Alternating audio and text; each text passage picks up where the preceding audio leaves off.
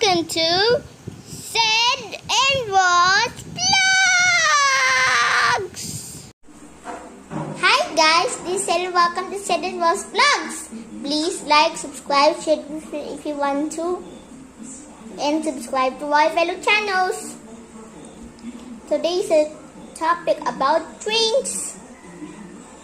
Our topic for today is how do train whistles work? First, let's see what parts are on a train. The parts on a train is, the parts of a train whistle is the whistle cap and something there. Steam is created when water becomes hot. It starts to evaporate.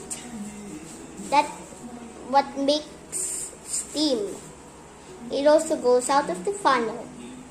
Steam goes out of two destinations, whistle and funnel.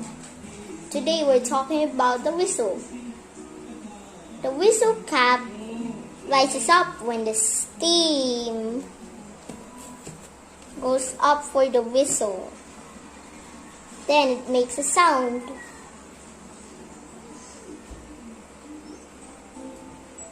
Yeah, whistles have different sounds.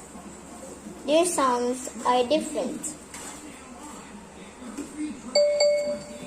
So, okay guys, bye-bye. See you in our next video and vlog.